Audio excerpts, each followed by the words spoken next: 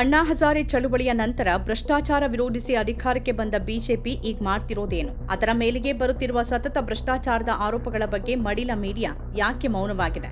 BJP ಆಡಳಿತವಿರುವ Maharashtra ಸರ್ಕಾರದಲ್ಲಿ 3,000 ಕೋಟಿಯ ಹಗರಣ ನಡೆಯದಂತೆ ಸುಪ್ರೀಂ ಕೋರ್ಟ್ ತಡೆದಿದ್ದು ಹೇಗೆ? 2014ರಲ್ಲಿ ಅಧಿಕಾರಕ್ಕೆ ಬಂದ ನರೇಂದ್ರ ಮೋದಿ ಸರ್ಕಾರ ಭ್ರಷ್ಟಾಚಾರ ಮುಕ್ತ ಅಂತ ತೋರಿಸ್ಕೊಳ್ಳೋಕೆ ಕಸರತ್ತು ಮಾಡ್ತಾನೆ ಇದೆ. ಮೋದಿ ನಾ ಖಾವುಂಗಾ ನಾ ಖಾನೆ ದೂಂಗಾ ಅಂತ ಘೋಷಣೆ ಮಾಡಿದ್ರು. ಕಡೆಗೆ ಬೇರೆ ಪಕ್ಷಗಳ ಭ್ರಷ್ಟರನ್ನೆಲ್ಲ ಹುಡುಕಿ ಬಿಜೆಪಿ ಸೇರಿಸಿಕೊಳ್ಳೋದು ನಡೀತಾನೆ ಬಂದಿದೆ. ಬಿಜೆಪಿ ದೇಶಾದ್ಯಂತ ತಮ್ಮ ಸರ್ಕಾರ ಭ್ರಷ್ಟಾಚಾರ ಮುಕ್ತ ಸರ್ಕಾರ ಎಂಬ ಇಮೇಜ್ ಅನ್ನ ಐಟಿ ಸೆಲ್ ಹಾಗೂ ಮಡಿಲ ಮೀಡಿಯಾಗಳ ಮೂಲಕ ಸೃಷ್ಟಿಸಿದೆ. ಮತ್ತೊಂದು ಕಡೆ ಮಹಾರಾಷ್ಟ್ರ ಸರ್ಕಾರ 3,000 ಕೋಟಿಗಳ ಹಗರಣಕ್ಕೆ ವ್ಯವಸ್ಥಿತ ರೀತಿಯಲ್ಲಿ ಮುಂದಾಗಿತ್ತು ಅನ್ನೋದು ಬಹಿರಂಗಕ್ಕೆ ಬರುವ ಮೂಲಕ ಸುಪ್ರೀಂ ಕೋರ್ಟ್ನಲ್ಲಿ ಬಿಜೆಪಿಯ ಬಣ್ಣ ಬಯಲಾಗಿದೆ.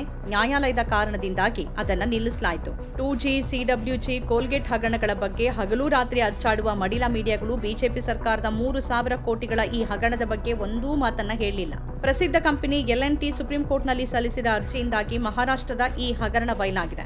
ಲಾರ್ಸನ್ ಅಂಡ್ ಟೂಬ್ರೋ ಅಥವಾ L&T ಕಂಪನಿ ಪರವಾಗಿ ನ್ಯಾಯಾಲಯದಲ್ಲಿ ನಡೆದ ಕಾನೂನು ಹೋರಾಟ ಭ್ರಷ್ಟಾಚಾರ ಮುಕ್ತ ಎಂಬ ಬಿಜೆಪಿ ಸರ್ಕಾರದ ಬಣ್ಣವನ್ನ ಬಯಲು ಮಾಡಿದೆ. 2024ರಲ್ಲಿ ಮುಂಬೈ ಮಹಾನಗರ ಪ್ರದೇಶ ಅಭಿವೃದ್ಧಿ ಪ್ರಾಧಿಕಾರ ಅಂದ್ರೆ MMRDA 2 ವಿಭಿನ್ನ ಯೋಜನೆಗಳಿಗೆ ಟೆಂಡರ್ಗಳನ್ನ ನೀಡಿತು. ಒಂದು ಯೋಜನೆಗೆ 6,000 ಕೋಟಿ ವೆಚ್ಚ ಆಗುತ್ತೆ. ಇದು ಮುಂಬೈಗೆ ಹೊಂದಿಕೊಂಡಿರುವ ಥಾಣೆಯಲ್ಲಿರುವ ಫೌಂಟೇನ್ ಹೋಟೆಲ್ ಜಂಕ್ಷನ್ ನಿಂದ ಭಂಡಾರ್ಗೆ ಹೋಗುವ ಎಲಿವೇಟೆಡ್ ರಸ್ತೆ ಯೋಜನೆ. ಎರಡನೇ ಯೋಜನೆ 8,000 ಕೋಟಿ ವೆಚ್ಚವಾಗುತ್ತೆ. ಇದು ಥಾಣೆಯ ಗೈಮುಖ್ ನಿಂದ ಫೌಂಟೇನ್ ಹೋಟೆಲ್ ಜಂಕ್ಷನ್ಗೆ ಹೋಗುವ ರಸ್ತೆ ಸುರಂಗ ಯೋಜನೆಯಾಗಿದೆ. ಅಂದ್ರೆ ಈ ಎರಡೂ ಯೋಜನೆಗಳ ವೆಚ್ಚ ಸುಮಾರು 14,000 ಕೋಟಿಗಳು. ಈ ಎರಡೂ ಯೋಜನೆಗಳಿಗೆ ಮಹಾರಾಷ್ಟ್ರ ಸರ್ಕಾರದ ಅಡಿಯಲ್ಲಿ ಬರುವ MMRDA 2024ರಲ್ಲಿ ಟೆಂಡರ್ಗಳನ್ನ ನೀಡಿತು. ಇದಕ್ಕಾಗಿ L&T ಜೊತೆಗೆ 4 ಕಂಪನಿಗಳು ಬಿಡ್ ಮಾಡಿದ್ವು. ಆದರೆ MMRDA ಆರಂಭಿಕ ಹಂತದಲ್ಲೇ L&Tಯನ್ನ ಈ ಟೆಂಡರ್ ಪ್ರಕ್ರಿಯೆಯಿಂದ ಅನರ್ಹಗೊಳಿಸಿತು.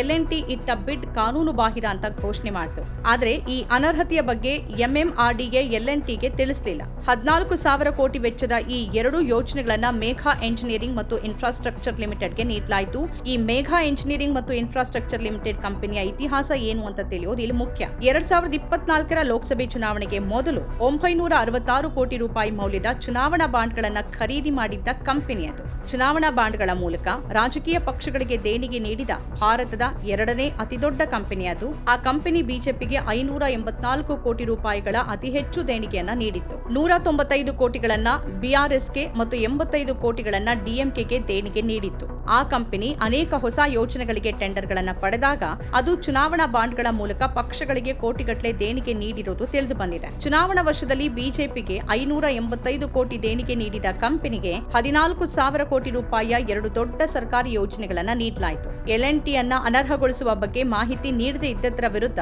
ಅದು ಮೇ 20, 2025ರಂದು ಬಾಂಬೆ ಹೈಕೋರ್ಟ್ ಮೆಟ್ಟಿಲೇರಿತು ಮತ್ತು ಮೇಘಾ ಎಂಜಿನಿಯರಿಂಗ್ ಕಂಪನಿಗೆ ನೀಡಲಾದ ಈ ಒಪ್ಪಂದವನ್ನ ಪ್ರಶ್ನೆ ಮಾಡಿತು. ಬಾಂಬೆ ಹೈಕೋರ್ಟ್ L&T ವಾದವನ್ನ ಸ್ವೀಕರಿಸೋಕೆ ನಿರಾಕರಿಸಿದಾಗ L&T ಅದರ ವಿರುದ್ಧ ಸುಪ್ರೀಂ ಕೋರ್ಟ್ ಮೊರೆ ಹೋಯಿತು. L&T ಸುಪ್ರೀಂ ಕೋರ್ಟ್ನಲ್ಲಿ ನೀಡಿದ ಅಫಿಡವಿಟ್ ನಲ್ಲಿ ಮೇಘಾ ಎಂಜಿನಿಯರಿಂಗ್ ತಮ್ಮ ಬಿಡ್ಗಿಂತ 3,100 ಕೋಟಿ ಹೆಚ್ಚು ಬಿಡ್ ಮಾಡಿದೆ ಅಂತ ಹೇಳಿದೆ. ಆದರೆ ಇದರ ಹೊರತಾಗಿನೂ MMRDA ಈ ಒಪ್ಪಂದವನ್ನ ಮೇಘಾ ಎಂಜಿನಿಯರಿಂಗ್ಗೆ ನೀಡಿತು. ಸಾಮಾನ್ಯವಾಗಿ ಟೆಂಡರ್ ಅನ್ನ ಕಡಿಮೆ ಬಿಡ್ ಹೊಂದಿರೋರಿಗೆ ನೀಡಲಾಗುತ್ತೆ. ಆದರೆ ಮಹಾರಾಷ್ಟ್ರದಲ್ಲಿ ಈ ಯೋಜನೆ ಸಂದರ್ಭದಲ್ಲಿ ಹಾಗಾಗಿಲ್ಲ. ಮೇಘಾ ಎಂಜಿನಿಯರಿಂಗ್ L&Tಗಿಂತ 3,100 ಕೋಟಿ ರೂಪಾಯಿ ಹೆಚ್ಚು ಬಿಡ್ ಮಾಡಿದ್ರು ಅದಕ್ಕೆ ಈ ಎರಡೂ ಯೋಜನೆಗಳನ್ನ ನೀಡಲಾಯಿತು. ವಿಷಯ ಸುಪ್ರೀಂ ಕೋರ್ಟ್ಗೆ ಬಂದ ನಂತರವೂ MMRDA ಮೊದಲು ತನ್ನನ್ನ ತಾನು ಸಮರ್ಥಿಸಿಕೊಳ್ಳೋಕೆ ಪ್ರಯತ್ನಿಸಿತು. L&Tಯನ್ನ ಅನರ್ಹಗೊಳಿಸೋಕೆ ಸೂಕ್ತ ಕಾರಣಗಳಿವೆ ಅಂತ ಹೇಳ್ತು. ಆದರೆ ದಿಲ್ಲಿಯಲ್ಲಿ ಸೆಂಟ್ರಲ್ ವಿಸ್ಟಾದಂತಹ ಪ್ರಮುಖ ಯೋಜನೆಗಳನ್ನ ನಿರ್ಮಿಸೋಕೆ ಕೇಂದ್ರ ಸರ್ಕಾರ ಆಯ್ಕೆ ಮಾಡಿದ್ದ ಕಂಪನಿ ಮುಂಬೈನಲ್ಲಿ ಈ ಯೋಜನೆಗಳ ಟೆಂಡರ್ ಪ್ರಕ್ರಿಯೆ ಅಂಗೀಕರಿಸಲು ಸಾಧ್ಯವಾಗ್ತಿಲ್ವಾ ಅಂತ ನ್ಯಾಯಾಲಯ ಅಚ್ಚರಿ ವ್ಯಕ್ತಪಡಿಸಿತು. ಮರು ಟೆಂಡರ್ಗೆ ಕೋರ್ಟ್ ಸೂಚಿಸಿತು. ಸುಪ್ರೀಂ ಕೋರ್ಟ್ ವಾಗ್ದಂಡನೆಯ ನಂತರ ಈಗ ಈ ಎರಡೂ ಟೆಂಡರ್ಗಳನ್ನ ರದ್ದುಗೊಳಿಸಲಾಗಿದೆ. ಶೀಘ್ರದಲ್ಲಿ ಈ ಯೋಜನೆಯನ್ನ ಮರು ಟೆಂಡರ್ ಮಾಡಲಾಗುತ್ತೆ ಅಂತ MMRDA ಘೋಷಣೆ ಮಾಡಿದೆ. ಆದರೆ ರದ್ದುಗೊಳಿಸುವಾಗ ಅದು ಸಾರ್ವಜನಿಕ ಹಿತಾಸಕ್ತಿಗಾಗಿ ಅಂತ ಉಲ್ಲೇಖಿಸಿದೆ. ಹೆಚ್ಚಿನ ಹಣವನ್ನ ಖರ್ಚು ಮಾಡ್ತಿದ್ದ ಕಂಪನಿಗೆ ನೀವು ಈ ಟೆಂಡರ್ಗಳನ್ನ ನೀಡ್ತಿದ್ದೀರಿ ಅಂತ ಈಗಾಗಲೇ ನ್ಯಾಯಾಲಯ ತರಾಟೆಗೆ ತೆಗೆದುಕೊಂಡಿದೆ. ನೀವು ಈಗಾಗಲೇ ಪ್ರಸಿದ್ಧವಾಗಿರುವ ಕಂಪನಿಯನ್ನ ಅನರ್ಹಗೊಳಿಸಿದ್ದೀರಿ. ಒಂದ್ ರೀತಿಯಲ್ಲಿ ಇದು ಮ್ಯಾಚ್ ಫಿಕ್ಸಿಂಗ್ ಅಂತ ತೋರತ್ತೆ ಅಂತ ಕುಟುಕಿದೆ. ಇದು ವಾಸ್ತವ ಅಂದಾದ ಮೇಲೆ ಹೇಗಿದು ಸಾರ್ವಜನಿಕ ಹಿತಾಸಕ್ತಿ ಆಗುತ್ತೆ? MMRDA ಸಾರ್ವಜನಿಕ ತೆರಿಗೆಯ 3,000 ಕೋಟಿಯನ್ನ ತನಗೆ ಬೇಕಾದ ಕಂಪನಿಗೆ ನೀಡೋ ಹೊರಟಿದೆ ಅನ್ನೋದು ಸ್ಪಷ್ಟವಾಗುತ್ತೆ. ಜನರ 3,000 ಕೋಟಿಯಲ್ಲಿ ಎಷ್ಟು ಆಸ್ಪತ್ರೆಗಳು ಮತ್ತು ಶಾಲೆಗಳನ್ನ ನಿರ್ಮಾಣ ಮಾಡಬಹುದಲ್ವಾ? ಆದ್ರೆ ಅದನ್ನ ಒಂದು ಕಂಪನಿಗೆ ನೀಡೋಕೆ ಪ್ರಯತ್ನ ಮಾಡಲಾಗ್ತಿತ್ತು. ಸರ್ವೋಚ್ಚ ನ್ಯಾಯಾಲಯದ ಕಾರಣದಿಂದ ಇದು ನಿಂತಿದೆ. ಬಿಜೆಪಿ ಆಡಳಿತ ಬರುವ ರಾಜ್ಯದಲ್ಲಿ ವ್ಯವಸ್ಥೆಯ ಮೂಲಕ ಭ್ರಷ್ಟಾಚಾರ ಹೇಗ್ ನಡೆಯುತ್ತೆ ಅನ್ನೋದನ್ನ ಇದು ಸ್ಪಷ್ಟವಾಗಿ ತೋರಿಸುತ್ತೆ. ಬಿಜೆಪಿ ತನ್ನ ಆಪ್ತರಿಗೆ ಅನುಕೂಲವಾಗುವಂತೆ ಅಧಿಕಾರ ದುರ್ಬಳಕೆ ಮಾಡಿಕೊಳ್ತಿರೋದು ಈ ಪ್ರಕರಣದಿಂದ ಸ್ಪಷ್ಟವಾಗುತ್ತೆ. ಧಾರಾವಿ ಪುನರಾಭಿವೃದ್ಧಿ ಹೆಸರಲ್ಲಿ ಅದಾನಿಗೆ ಮುಂಬೈನ ಸಂಪೂರ್ಣ ಭೂಮಿ ನೀಡಿದಾಗಲೂ ಎಲ್ಲರೂ ಮೌನವಾಗಿದ್ರು. 3,000 ಕೋಟಿ ರೂಪಾಯಿಗಳ ಈ ಹಗರಣ ನಮ್ಮ ಇಡೀ ವ್ಯವಸ್ಥೆಯಲ್ಲಿ ಒಂದು ಸಣ್ಣ ಚುಕ್ಕಿ ಮಾತ್ರ. ಇನ್ನೂ ಎಷ್ಟು ವ್ಯವಸ್ಥಿತ ಹಗರಣಗಳು ಈ ದೇಶದಲ್ಲಿ ನಡೀತಿರಬಹುದು, ಅದರ ಬಗ್ಗೆ ಯಾವುದೇ ಮಾಹಿತಿ ಇಲ್ಲ. ಎಂಎಂಆರ್ಡಿಎ ಅಧ್ಯಕ್ಷರು ಮಹಾರಾಷ್ಟ್ರದ ಡಿಸಿಎಂ ಏಕನಾಥ್ ಶಿಂದೆ ಮತ್ತು ಈ ಎರಡೂ ಯೋಜನೆಗಳು ಶಿಂದೆಯ ಥಾಣೆ ಜಿಲ್ಲೆಯಲ್ಲೇ ಬರುತ್ತೆ. ಅಜಿತ್ ಪವಾರ್, ಅಶೋಕ್ ಚೌಹಾಣ್, ಛಗನ್ ಭುಜಬಲ್ ಅವರ ಮೇಲೆ ಭ್ರಷ್ಟಾಚಾರದ ಆರೋಪ ಹೊರಿಸುತ್ತಿದ್ದ ಬಿಜೆಪಿ ನಾಯಕರು ಈಗ ಮಹಾರಾಷ್ಟ್ರದಲ್ಲಿ ಅದೇ ನಾಯಕರೊಂದಿಗೆ ಹೆಗಲಿಗೆ ಹೆಗಲು ಕೊಟ್ಟು ಸರ್ಕಾರ ನಡೆಸುತ್ತಿದ್ದಾರೆ. ಈಗ ಅವರ ಮೇಲಿನ ಎಲ್ಲಾ ಕಲೆಗಳು ತೊಳೆಯಲ್ಪಟ್ಟಿವೆ. ಅವರು ಬಿಜೆಪಿಯೊಂದಿಗೆ ಕೈ ಜೋಡಿಸಿದ ತಕ್ಷಣ ಅವರ ಎಲ್ಲಾ ಕಳಂಕಗಳು ಮಾಯವಾಗಿವೆ.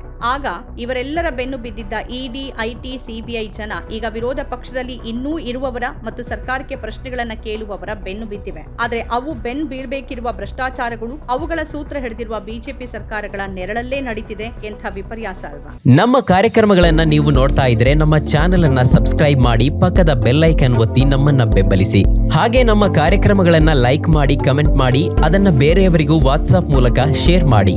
ನೀವು ಹೀಗೆ ಮಾಡಿದಾಗ ನಮ್ಮ ಚಾನೆಲ್ ಇನ್ನಷ್ಟು ಮತ್ತಷ್ಟು ಜನರಿಗೆ ತಲುಪಲು ನೀವು ನಮ್ಮೊಂದಿಗೆ ಸಹಕರಿಸಿದ ಹಾಗಾಗುತ್ತೆ. ಇದು ನೀವು ಯಾವುದೇ ಖರ್ಚಿಲ್ಲದೆ ಕೆಲವೇ ಸೆಕೆಂಡುಗಳಲ್ಲಿ ನೀಡಬಹುದಾದ ಸಹಕಾರ. ಧನ್ಯವಾದಗಳು.